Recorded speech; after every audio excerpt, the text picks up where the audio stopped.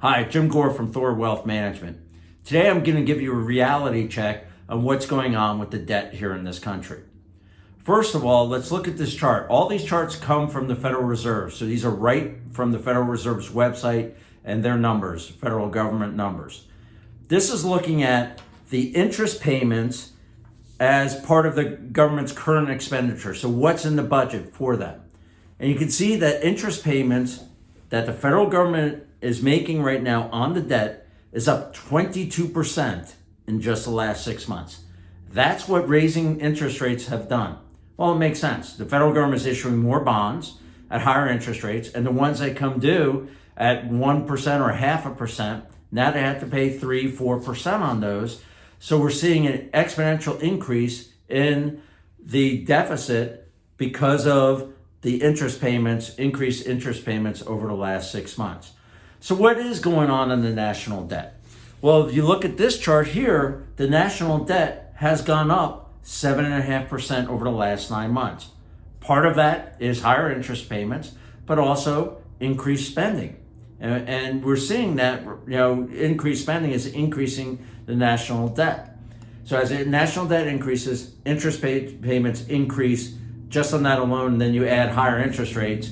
It's a problem that the Federal Reserve has to fight. They have to fight inflation, but also trying to keep our national debt in line. Very, very difficult job for them to do in the next several months. But you hear stories that, hey, the deficit is getting better. No, it really isn't. And let's look at the numbers here. This is looking at the year by year the federal deficit, how much they are under their from receipts minus their expenditures. And yes, it has gotten better, but that's not the whole story. It was really bad during COVID. We shut down the government. And because of that, the government just printed money and the national deficit went up pretty significantly because our economy was shut down. So we went to almost a $3 trillion deficit. You can see it's gotten better, but we're still $1.4 trillion in debt. And that's per year. So every year, that's why we're seeing the national debt go up by 7.5% over the last 9 months. That's because spending has not improved in the federal government. We continue to spend, and that's causing a problem on the national debt side. But the debt problem is just not a federal government problem.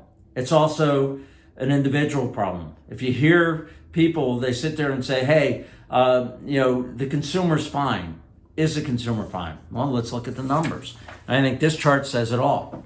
This is looking at the savings rate and also credit card debt and other revolving debt. And what you've seen over the last year and a half is that the savings rate has crashed from 9% to 3%, one of the lowest savings rates we've seen, while at the same time, credit card debt has gone through the roof. The consumer is not fine. The consumer, and you hear stories out there, they're suffering. Higher gas payments, higher food payments.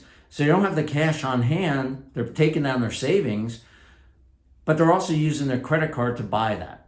So the consumer is adding on more debt onto their books, as well as the federal government is.